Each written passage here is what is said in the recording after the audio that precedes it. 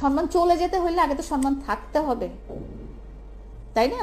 সম্মান তোমাকে সামনাসামনি মামুন ভাই একটা সেলফি ওই বানরের সাথে যে একটা সেলফি তুলে।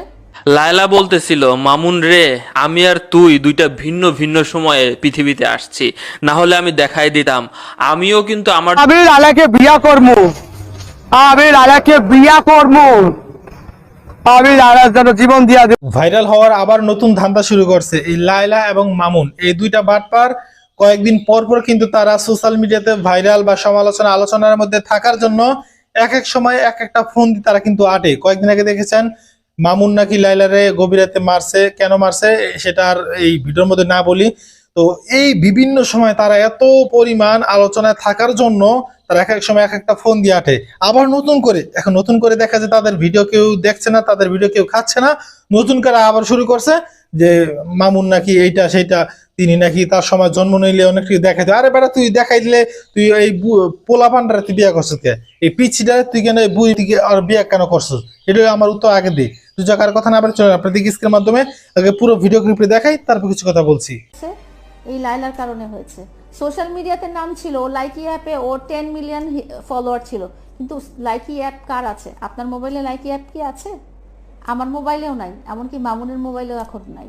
কারণ লাইকি অ্যাপ এমন একটা অ্যাপ যেটা ওরকম কেউ ইউজ করে না। ওর 10 মিলিয়ন ফলোয়ার হওয়াতে ওর এতটা ফেস ভ্যালু আসে নাই, যতটা ফেস ভ্যালু ওর আমার সাথে একটা 2 মিলিয়ন পার্টিতে একটা প্রোগ্রাম করেছিলাম, আমি হোয়াইট গাউন পরেছিলাম, সেই ভিডিও থেকে যতটা আসছে। এবং এখন সোশ্যাল মিডিয়াতে ফেসবুকে তার যেই প্রেজেন্সটা আছে, এখন আপনারা যেই মামুনকে দেখতে পাচ্ছেন, আমি খুব গর্ব নিয়ে বলতে পারি যে এই মামুনকে আমি ক্রিয়েট করেছি। মামুনের সোশ্যাল মিডিয়াতে তার ফেস ভ্যালু একটা ছিল, কিন্তু সেটা এই স্টেজে ছিল না। সেটা যেই স্টেজে ছিল সেটা সবাই জানে। রাস্তাঘাটে মার খাইতো, কোন জায়গায় মার খাইতো না, রাস্তাঘাটে গিয়ে ও বলতো না যে, ও বলে তো যে লায়লার জন্য, ও বলে, ওর আম্মুও বলে যে লায়লার জন্য আমাদের সম্মানহানি হয়েছে। ওর সম্মানটা কোথায় ছিল? আমার প্রশ্ন হচ্ছে যে তোমার সম্মানটা কোন দিক দিয়ে ছিল? তুমি নাচো গাও, সেই হিসেবে তোমাকে তো কেউ মিডিয়া কর্মী হিসেবে ধরেই না। তুমি তো মেইন মিডিয়া কর্মী না। তুমি লাইকিতে নাচো গাও, সেই হিসেবে তুমি যখনই রাস্তায় বের হও তোমার লোকজন পিটাইতে আসে, তোমার দেখতে আসে যে তোমার এই অদ্ভুত চুলের কালার, অদ্ভুত ছিঁড়া প্যান্ট, অদ্ভুত স্টাইলিং এর এইসব মানুষের কোন চিড়িয়াখানায় চিড়িয়া দেখতে আসে, সেভাবেও তোমাকে দেখতে আসছিল। এটাকে তুমি যদি বলো যে সম্মান, তাহলে আমার তো মনে হয় যে সম্মানের ইয়েটা ভুল, সম্মানের সংজ্ঞাটাই তাহলে ভুল। ঠিক আছে? আর সম্মান কামাইতে হইলে সম্মান তো আগে, সম্মান চলে যেতে হইলে আগে তো সম্মান থাকতে হবে, তাই না? সম্মান তোমাকে সামনাসামনি মামুন ভাই একটা সেলফি ওই বানরের সাথে যে একটা সেলফি তুলে মানুষজন চিড়িয়াখানায় তুলেন না আপনারা? হ্যাঁ, ওইটাও কিন্তু তুলে। তাহলে কি বানরের একটা সম্মান হয়ে গেল? মামুনের এডুকেশন ব্যাকগ্রাউন্ড আমি যখন পেয়েছি তখন সে ক্লাস 5 পাস ছিল। তার আমার সাথে থাকার পরে সে এসএসসি পর্যন্ত সে এক্সাম অ্যাপিয়ার করেছে, জিএসসির পরে। মামুনের 3-4টা বার্থ সার্টিফিকেট, এক একটা এক এক সালের। হ্যাঁ, কোনো সালের কোনো কিছু ঠিক নেই। ওর ডেট অফ বার্থ একরকম, ওর পাসপোর্টের ডেট অফ বার্থ আরেক রকম, 4-5টা এনআইডি বার্থ সার্টিফিকেটের ডেট অফ বার্থ একরকম। কেউ জানেই না যে ওর আসল জন্মটা কোন সালে কোন তারিখে। আমার সাথে দেখা হওয়ার পরে ওর এডুকেশন ব্যাকগ্রাউন্ড 2 বছরে যতটুকু বাড়ার ততটুকু বেড়েছে। ওর একটা এনআইডি কার্ড হয়েছে যেটার ঠিকানা এই বাড়িধারা ডিএইচএস।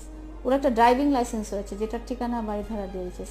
ওর একটা পাসপোর্ট আগে ছিল, বাট পাসপোর্টে একটা ভিসা হয়েছে, সে একটা বিদেশে যেতে পেরেছে। ঠিক আছে? ও যেটা বলে না যে লায়লার জন্য আমার খালি বদনামই হয়েছে, আমাকে বদনামটা কি বুড়া বেটির জামাই বলে? তুমি তো আমার সবকিছু দেখেই তো তুমি আমার কাছে আসছো। আমি তো তোমার কাছে হাইড করে কিছু আমার কাছে আস নাই, তুমি প্রথমেই চলে যেতা। তুমি 4টা বছর পরে কেন তুমি বলতেছো যে তোমার আমার জন্য সম্মানহানি হয়েছে? কারণ এখন তুমি আমার কাছ থেকে যা যা পাওয়ার সব পেয়ে গেছো।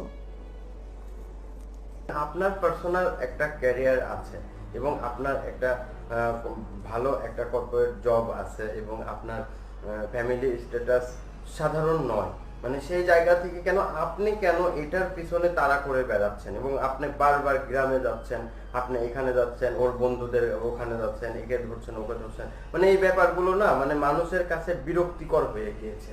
মানে এই ব্যাপারটা এখন আপনি আসলে এটা কি, এই ব্যাপারটা আমি ক্ল্যারিফাই করি, যারা আমার জায়গায় থাকবে তারাই একমাত্র বুঝতে পারবে সত্যিকার ভালোবাসা আসলে কতজন মানুষ ভালোবাসে নিঃস্বার্থভাবে। হ্যাঁ, সত্যিকার ভালোবাসা যদি আপনারা কাউকে ভালোবেসে থাকেন নিঃস্বার্থভাবে, তাহলে আমার জায়গা থেকে আপনারা বুঝতে পারবেন। আর যদি কখনো ওইরকম গিভ অ্যান্ড টেক রিলেশনে থাকেন, তাহলে তো বুঝতে পারার কথা না। আরেকটা ব্যাপার হচ্ছে কি, যে মামুন যদি কষ্ট পায়, মামুন যদি খারাপ থাকে, মামুন যদি খারাপ সিচুয়েশনে থাকে, তাহলে এটা আমি যেভাবেই হোক না কেন আমি এটা সহ্য করতে পারবো না। কারণ আমি ওর খারাপ চাইনি কখনোই, কোনোদিনও যে ওর যদি খারাপ হবে বা খারাপ সিচুয়েশনে থাকবে বা খারাপ অবস্থানে থাকবে। যেমন মামুন এসিতে থেকে খুব ইউজ টু হয়ে গেছে, হ্যাঁ, ও এসি ছাড়া 1 সেকেন্ডও থাকতে পারে না। তো ও যখন ঝগড়াঝাটি করে ওই বন্ধুদের বাসায় বস্তির মধ্যে যে থাকে, যেখানে একটা রুমের মধ্যে পেঁয়াজ মরিচ আদা রসুন একসাথে রাখা হয় বিছানার মধ্যে, তো সেই বাসায় ওকে ওই পরিবেশে দেখে আমার জীবন সঙ্গীকে আমি ওই পরিবেশে দেখতে চাই না। এই জন্যই আমি বারবার ছুটে আসি। আর একটা কথা বলেছি যে জীবন সঙ্গীর সাথে বা ভালোবাসার মানুষের সাথে ইগো দেখাতে হয় না। হ্যাঁ, আমি যতই রাগ করি বা যাই করি, দিন শেষে তো ওই আমার জীবন সঙ্গী, ওই আমার লাইফ পার্টনার, ওর সাথে আমি 4টা বছর কাটাইছি। পরে রিলেশন কন্টিনিউ হবে না সেটা সম্পূর্ণ আল্লাহ তাআলার ইচ্ছা। আল্লাহ তাআলা চাইলে সবই সম্ভব। আল্লাহ তাআলা চাইলে এত খারাপ সিচুয়েশন হয়েও আমার মন থেকে রাগ দূর হয়ে যেতে পারে, তার মন থেকেও রাগ দূর হয়ে যেতে পারে। আল্লাহ তাআলা যদি চায় সবই সম্ভব। তো আমার মনে হয়েছে যে আমি শেষ বিন্দুটুকু আমি ট্রাই করেছি। সবাই চায় সংসার। কথা হচ্ছে এদেরকে যতগুলো দেখলাম, ওই যে হাঙ্গা সাংবাদিক বলেন, ওই সাংবাদিক বলেন, এরা ডেকেছে এদেরকে, কিন্তু কোন একটা ইন্টারভিউতে তারা মুখ পরিষ্কার করলো না যে হ্যাঁ আমাদের বিয়েও হয়েছে, এরকম কথা কোনো এখনো পর্যন্ত বলে না। অথচ তারা এক রুমের মধ্যে থাকতেছে, একসাথে খাইতেছে, একসাথে ঘুরতেছে, একসাথে ব্লগ ভিডিও করতেছে, মানে যা মনে হচ্ছে সব করতেছে, কিন্তু বিবাহ হয়েছে কিনা এই প্রশ্ন উত্তরটা দেয় না। চিন্তা করতে পারেন। অথচ আমি আশ্চর্য এখানে হই যে একজন আলেম, বাংলাদেশ একজন গর্বিত আলেম, একজন শাইখুল হাদিস ইবনে শাইখুল হাদিস, তিনি তার নিজের স্ত্রীকে নিয়ে রেসোর্টে গেল, সেখানে তাদের সমস্যা। অথচ এই সমস্ত দুইটা বদমাইশ বহুদিন যাবত এই যে আকাম কুকাম করে আসতেছে, এদেরকে নিয়ে কোনো ব্যক্তির একটু মাথা ব্যথা, সামান্য পরিমাণ মাথা ব্যথা নেই। চিন্তা করতে পারেন, একটাবার চিন্তা করে দেখছেন যে এরা এই যে বিবাহ করার নামে আকাম কুকাম যে প্রতিদিন রাত করতেছে। তারপরে মামুন নিজে স্বীকার করছে যে এই লাইলা থেকে নাকি 20-25 লক্ষ টাকা খাইছে। যদি মানে মামুনের মুখ থেকে যদি বলে 20-25 লক্ষ টাকা খাইছে, তাহলে মনে করেন এই জায়গায় কম না হইলেও 1 কোটি টাকা খাইছে। চিন্তা করে দেখতে পারেন। তো এই যে বাটপাড়ি সাতপাড়ি করতেছে, এগুলো কি কেউ দেখে না? এগুলো পুলিশ প্রশাসন দেখে না? এগুলো দেখবে কেন? এরা তো তেল মারতে পারে, আর আলেমরা তো তেল মারে না। তো যার কোনো কথা নেই, বদমাইশ গুলোকে এখনো সময় আছে, তাড়াতাড়ি থামান। আর এদের বিয়ে হয়েছে কিনা কাবিরনামা দ্রুত দেখেন, না দেখলে এদেরকে শাস্তির আওতায় আনার আমরা জোর দাবি জানাচ্ছি। আর কোনো কথা না, ভিডিওটি সর্বোচ্চ শেয়ার করে দিবেন।